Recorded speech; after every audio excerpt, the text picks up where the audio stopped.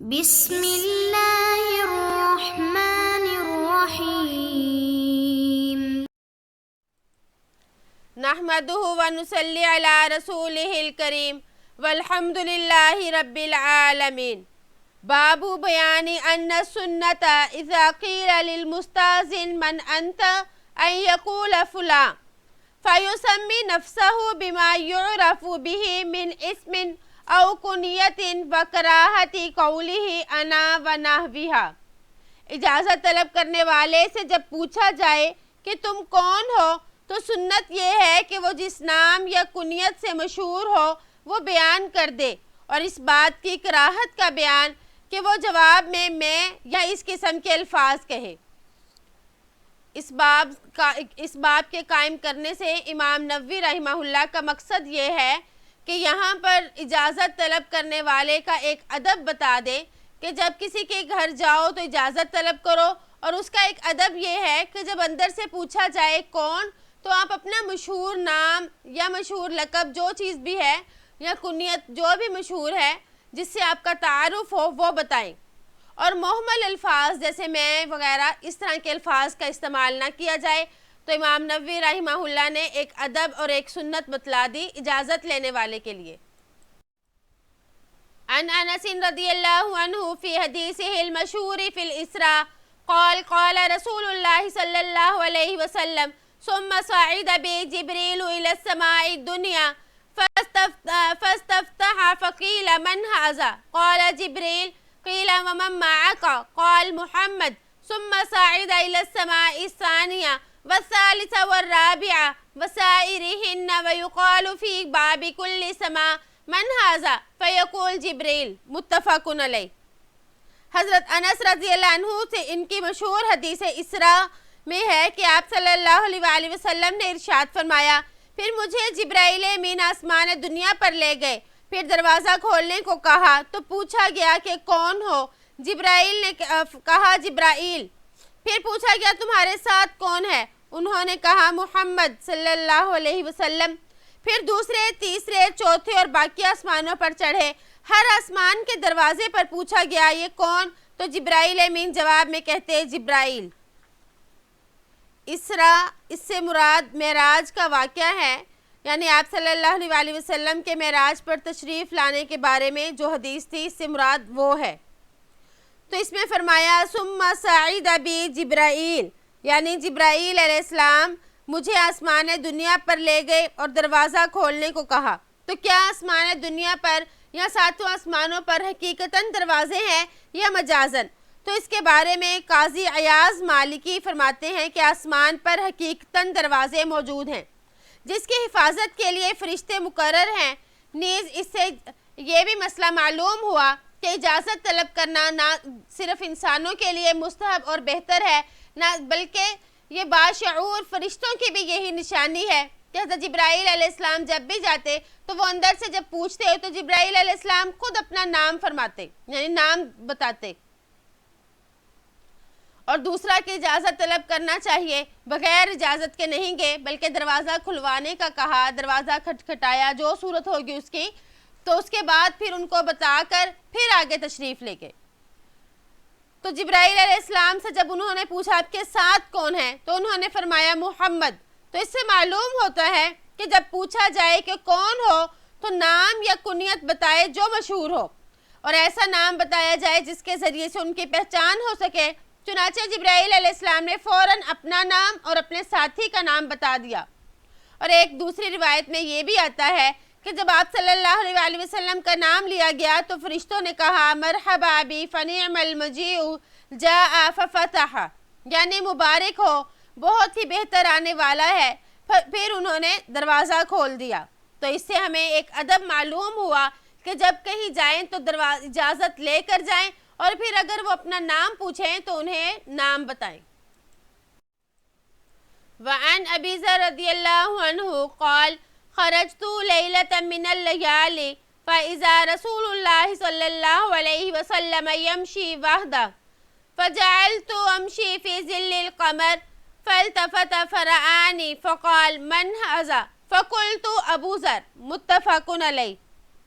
حضرت ابو ذر رضی اللہ عنہ سے روایت ہے کہ ایک رات کو میں گھر سے نکلا تو میں نے دیکھا کہ آپ صلی اللہ علیہ وسلم اکیلے چل رہے ہیں، تو میں بھی چاند کے سائے یعنی چاند کی چاندنی میں آپ کے پیچھے پیچھے چلنے لگا۔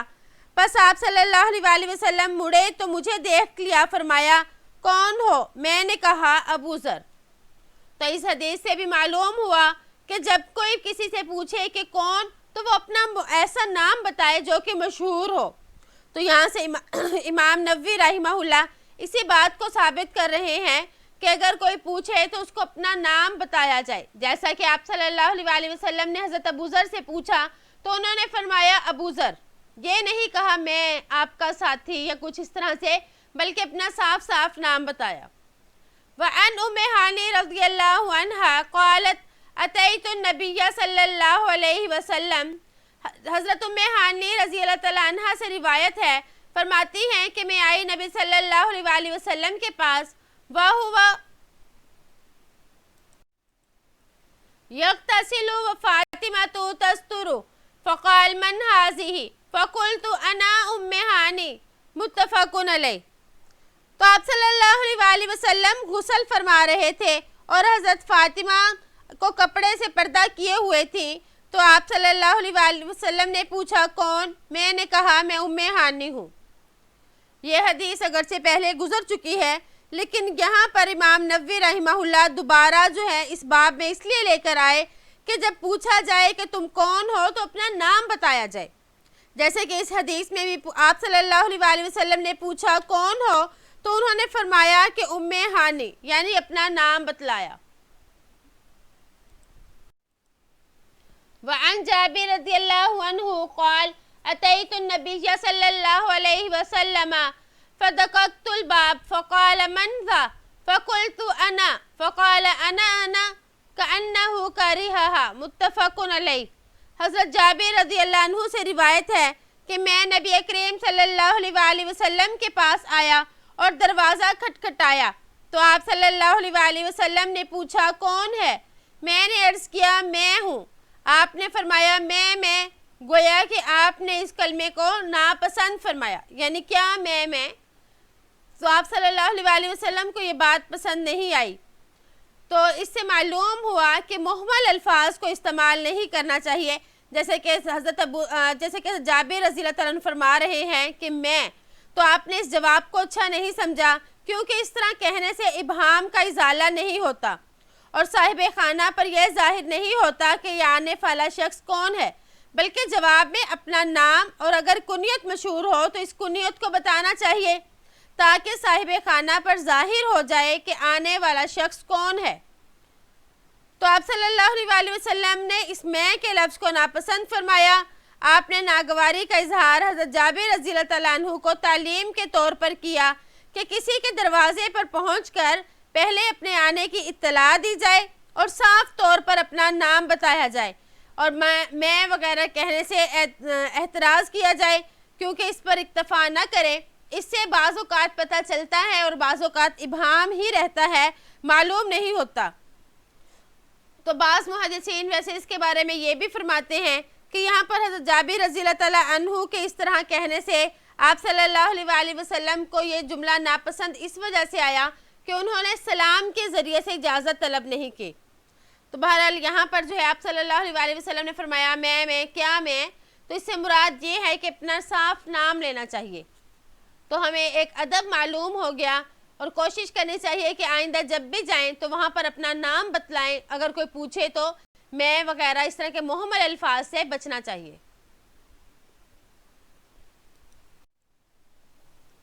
نحمدہ ونصلی علی رسولہ الکریم والحمد للہ رب العالمین۔ باب استحباب تشمیت العاطس اذا حمد اللہ تعالی وکراہت تشمیتہ اذا لم یحمد اللہ تعالی وبیان آداب التشمیت والعطاس والتثاؤب۔ چھینکنے والا جب الحمدللہ کہے تو اس کے جواب میں یرحمک اللہ کہنا مستحب ہے، اور جب وہ الحمدللہ نہ کہے تو اس کا جواب دینا بھی مکروہ ہے، اور چھینک کا جواب دینے، چھینکنے اور جمائی کے آداب کا بیان۔ تو اس حدیث مبارک اس باب کے تحت وہ حدیث لے کر آئیں گے جن میں چھینکنے کے متعلق اور اسی طرح جماعیوں کے متعلق آداب بتلائے گئے ہوں گے۔ وعن ابی ہریرہ رضی اللہ عنہ ان النبی صلی اللہ علیہ وسلم قال ان اللہ يحب العطاس ويكره التثاؤب فإذا عطس أحدكم وحمد الله تعالى كان حقا على كل مسلم سمعه أن يقول له يرحمك الله وأما التثاؤب فإنما هو من الشيطان فإذا تثاءب أحدكم فليرده ما استطاع فإن أحدكم إذا تثاءب ضحك منه الشیطان۔ رواہ البخاری۔ حضرت ابو ہریرہ رضی اللہ عنہ سے روایت ہے کہ نبی کریم صلی اللہ علیہ وآلہ وسلم نے ارشاد فرمایا، بے شک اللہ تعالیٰ چھینک کو پسند فرماتے ہیں اور جمائی کو ناپسند کرتے ہیں، پس جب تم میں سے کسی کو چھینک آئے اور وہ الحمدللہ کہے تو ہر اس مسلمان نے جس نے الحمدللہ سنا اس کو یرحمک اللہ کہنا ضروری ہے، لیکن جمائی تو شیطان کی طرف سے ہے، بس جب تم میں سے کسی کو جمائی آئے تو اپنی طاقت سے اسے روکنے کی کوشش کرے، اس لیے کہ جب تم میں سے کوئی جمائی لیتا ہے تو شیطان اس سے ہنستا ہے۔ اس حدیث مبارک میں چھینک کو پسند فرمایا اور جمائی کو پسند نہیں فرمایا، تو اس کی وجہ یہ ہے، بعض حضرات یہ فرماتے ہیں کہ چھینک جو ہے یہ انسان کے دماغ کو ہلکا پھلکا کر دیتی ہے، اور اسی طرح چھینک کے بعد جسم کو راحت محسوس ہوتی ہے، پھر یہ چیز اطاعت اور حضوری قلب کا باعث بنتی ہے، تو اس پر اللہ تعالیٰ کی تعریف کرنی چاہیے، اللہ کا شکر ادا کرنا چاہیے، اس کی حمد کرنی چاہیے۔ اس کے برعکس جمائی جو ہے وہ زیادہ کھانے کی وجہ سے، سستی کی وجہ سے اور بوجھ کی وجہ سے ہوتی ہے، تو یہ چیز ہے یعنی یہ سستی وغیرہ، تو اس سے طاعت میں کمی آئے گی، اس لیے جمائی کے آنے سے شیطان خوش ہوتا ہے، اسی بنا پر آپ صلی اللہ علیہ وآلہ وسلم کو کبھی جمائی نہیں آئی۔ اور ایک روایت یہ بھی ہے کہ جب کسی کو چھینک آئے تو وہ حمد اللہ تعالیٰ یعنی چھینک آنے پر الحمدللہ کہے، اور بعض فرماتے ہیں رب العالمین علی کل حال کا اضافہ کر دے، تو اس اضافہ کرنے سے اسے داڑھ اور کان میں کبھی درد نہیں ہوگا۔ تو یہ تو اس کے ضمن میں ایک بات آ گئی۔ ویسے یہاں پہ ہمیں چھینکنے کا ایک ادب بتایا گیا کہ جب چھینک آئے تو الحمدللہ کہے، پھر جس نے اس الحمدللہ کہنے کو سنا وہ یرحمک اللہ کہے۔ اور جمائی کا ادب یہ ہے کہ جمائی کو حتی المقدور روکنا چاہیے، یعنی جتنی کوشش کر سکیں جمائی کے لیے منہ نہ کھولیں۔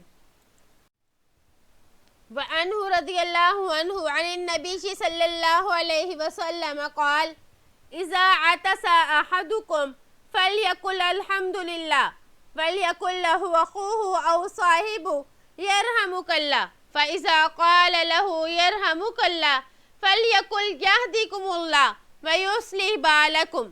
رواہ البخاری۔ انہی سے یعنی حضرت ابو ہریرہ رضی اللہ عنہ سے روایت ہے کہ آپ صلی اللہ علیہ وآلہ وسلم نے ارشاد فرمایا کہ جب تم میں سے کسی کو چھینک آئے تو اسے چاہیے کہ الحمدللہ کہے، تو سننے والا یعنی اس کا بھائی یا اس کا ساتھی اس کے لیے یرحمک اللہ کی دعا دے، پس جب اس کو یرحمک اللہ کہے تو چھینکنے والا یہدیکم اللہ ویصلح بالکم کہے۔ تو اس کا ترجمہ ہے اللہ تعالیٰ تمہیں ہدایت دے، ویصلح بالکم اور تمہارے حال کی اصلاح فرما دے۔ تو اس حدیث میں یہ بتایا گیا کہ چھینک مارنے والے کے لیے کیا ادب ہے، اور پھر جس نے جواب سنا اس کے لیے کیا ادب ہے، یعنی چھینکنے والا الحمدللہ کہے گا، جواب دینے والا یرحمک اللہ کہے گا، تو اس کے جواب میں دوبارہ چھینکنے والا کہے گا یہدیکم اللہ ویصلح بالکم۔ تو ہر سننے والا یرحمک اللہ کہے گا یا ان میں سے بعض کہہ دیں گے تو سب کی طرف سے ادا ہو جائے گا، ان کے بارے میں اختلاف ہے۔ احناف کے مذہب کے اعتبار سے یرحمک اللہ کہنا یہ واجب علی الکفایہ ہے، مطلب یہ کہ چھینکنے والے کے الحمدللہ کے سننے کے بعد اگر ایک یا ایک سے کچھ زیادہ لوگ ہیں تو وہاں پر ان میں سے کسی نے بھی جواب دے دیا تو گویا کہ وہ سب کے ذمے سے ساکت ہو جائے گا۔ اور ایک جماعت یہ کہتی ہے کہ چھینک کا جواب دینا یہ ہر سننے والے پر فرض ہے، جو جواب نہیں دے گا وہ گناہ گار ہوگا۔ اور اسی طرح علماء شوافع کے نزدیک چھینک کا جواب یہ سنت علی الکفایہ ہے۔ نیز وہ یہ فرماتے ہیں کہ بہتر یہ ہے کہ ہر ایک جواب دے، اور امام مالک کے مذہب کئی ہیں اس بارے میں، ایک تو ان کے ایک قول کے اعتبار سے واجب اور دوسرے کے اعتبار سے سنت ہے۔ تو آپ صلی اللہ علیہ وسلم نے جو فرمایا فَلْيَقُلْ يَهْدِكُمُ اللَّهُ وَيُصْلِحْ بَالَكُمْ، تو اس میں مطلب یہ ہے کہ جب چھینکنے والا جو ہے وہ الحمدللہ کہے گا تو اس کے بعد دوسرے نے یرحمک اللہ کہا تو اب یہ دعا دے گا، یعنی چھینکنے والا اب اس کو یہ دعا دے گا۔ اور بعض حضرات یہ فرماتے ہیں کہ ان الفاظ کے ساتھ یغفر اللہ لی ولکم کا بھی اضافہ کر لیا جائے۔ بہرحال اس حدیث میں جو سنت بتایا وَيَهْدِكْ وَيُصْلِحْ بَالَكُمْ کو بتایا، تو جواب دے تو یہدکم اللہ، اللہ تعالیٰ تمہیں ہدایت دے، وَيُصْلِحْ بَالَكُمْ اور تمہاری حالت کو درست کر دے۔ وعن ابی موسیٰ رضی اللہ عنہ قال سمعت رسول اللہ صلی اللہ علیہ وسلم یقول اذا عطس احدکم فحمد اللہ فشمتوه فإن لم يحمد اللہ فلا تشمتوه۔ حضرت ابو موسیٰ اشعری رضی اللہ عنہ سے روایت ہے کہ میں نے آپ صلی اللہ علیہ وسلم کو فرماتے ہوئے سنا، جب تم میں سے کسی کو چھینک آئے تو وہ اس پر اللہ کی حمد کرے، یعنی الحمدللہ کہے، تو تم اس کا جواب دو، اور اس نے الحمدللہ نہیں کہا تو تم بھی اس کو یرحمک اللہ کا جواب نہ دو، یعنی فلا تشمتو کہ آپ بھی اس کو چھینک کا جواب نہ دو۔ اور وہ چھینک کا جواب ہے الحمدللہ، چھینکنے والا کہے گا تو پھر اس کا جواب یرحمک اللہ ہے۔ تو اس کا مطلب یہ ہوا کہ اگر چھینکنے والے نے الحمدللہ کہا تو اس کا جواب یرحمک اللہ کے ساتھ دیا جائے، اور اگر اس نے الحمدللہ نہیں کہا تو اب اس کو جواب بھی نہیں دیا جائے گا۔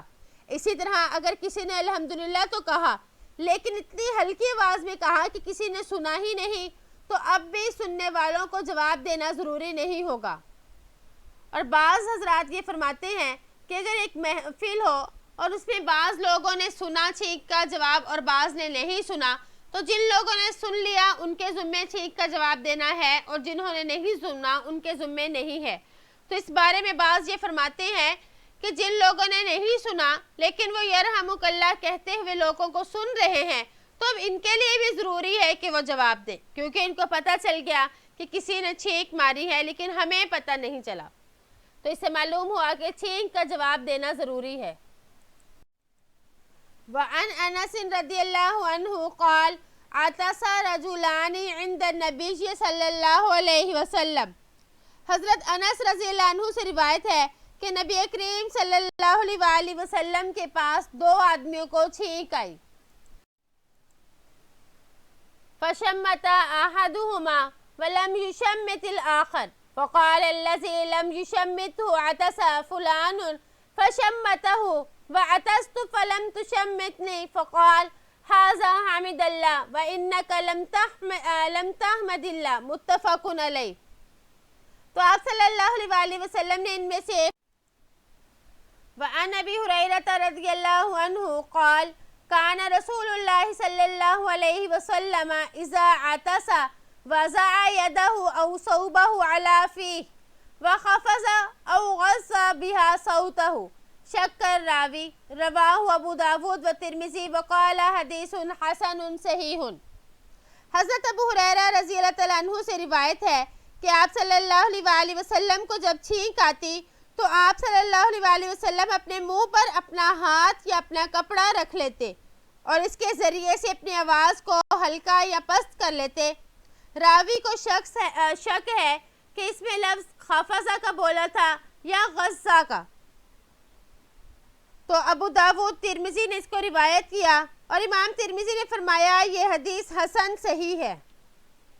اس حدیث میں راوی فرماتے ہیں کہ مجھے یہ شک ہوا کہ آپ صلی اللہ علیہ وسلم کے لیے خافضہ کا لفظ بولا تھا یا غصہ کا بولا، بہرحال دونوں کا مطلب یہ ہے کہ آواز کو پست کر لیتے۔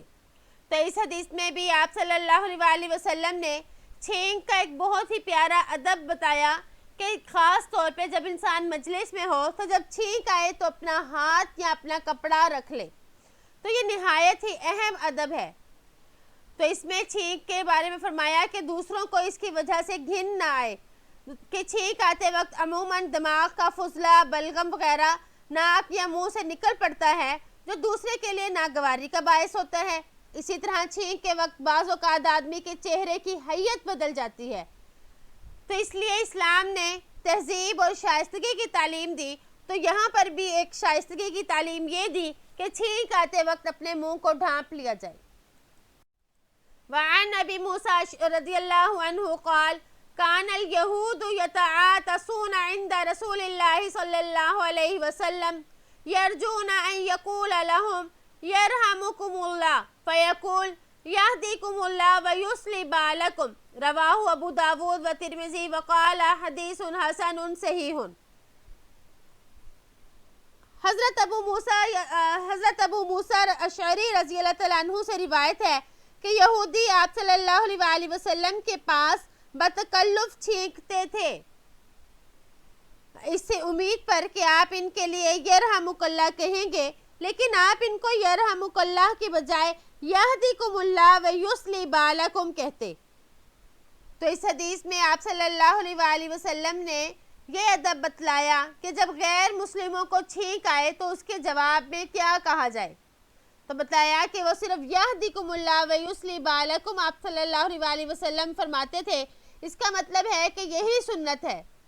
یہودیوں کو آپ صلی اللہ علیہ وآلہ وسلم کے نبی برحق ہونے کا یقین تھا، صرف ضد کی بنا پر مسلمان نہیں ہوتے تھے. تو ان کو معلوم تھا کہ یہ نبی برحق ہیں، ہمارے لیے دعا دیں گے تو ہمارا کام بن جائے گا. لیکن آپ صلی اللہ علیہ وآلہ وسلم نے پھر دعا کا طریقہ بدل دیا، یعنی یرحمک اللہ کی بجائے یہدیکم اللہ ویصلح بالکم فرمایا. وعن ابی سعید رضی اللہ عنہ قال قال رسول اللہ صلی اللہ علیہ وسلم اذا تثاءب احدکم فلیمسک بیدہ علی فی فإن الشیطان یدخل. رواہ مسلم. حضرت ابو سعید یعنی حضرت ابو سعید خدری رضی اللہ عنہ سے روایت ہے کہ آپ صلی اللہ علیہ وآلہ وسلم نے ارشاد فرمایا جب تم میں سے کسی شخص کو جمائی آئے تو اپنے ہاتھ سے اپنا منہ بند کر لے، اس لیے کہ شیطان اندر داخل ہو جاتا ہے. امساکا یمسک، امساک کا مطلب ہے چمٹنا، مطلب منہ کو اچھی طرح سے بند کر لے. تو آپ صلی اللہ علیہ وآلہ وسلم نے فرمایا جمائی لینے کا ایک ادب یہاں پر یہ بتایا کہ جمائی کے وقت منہ کو ہاتھ سے بند کر لینا چاہیے. اسی طرح اس وقت میں آواز نکالنے کو بھی منع فرمایا گیا، اس سے بھی شیطان ہنستا اور خوش ہوتا ہے. اور حدیث میں جو یہ بتلایا کہ شیطان اندر داخل ہو جاتا ہے، تو اس سے مراد کیا ہے؟ تو بعض علماء فرماتے ہیں کہ حقیقتاً داخل ہو جاتا ہے، اور بعض یہ فرماتے ہیں کہ شیطان کے اثرات اس میں آ جاتے ہیں، یعنی شیطان اثر انداز ہوتا ہے اور انسانوں کو پھر وہم وغیرہ میں مبتلا کر دیتا ہے. بہرحال اس سے معلوم ہوا کہ جمائی کے وقت منہ کو کھلا نہیں چھوڑنا چاہیے، اس سے شیطانی اثرات جاتے ہیں. تو یہاں پر آپ صلی اللہ علیہ وآلہ وسلم نے جمائی کا طریقہ بتایا. تو اللہ تعالیٰ سے دعا ہے کہ ہمیں آپ صلی اللہ علیہ وآلہ وسلم نے جو طریقے جو آداب بتلائے ہم اس پر عمل کریں، جیسا کہ ہمارے آج کے سبق میں چھینکنے کے اور اسی طرح جمائی لینے کے ادب کو بتلایا گیا. امید ہے کہ آپ کو آج کا سبق سمجھ آ گیا ہوگا.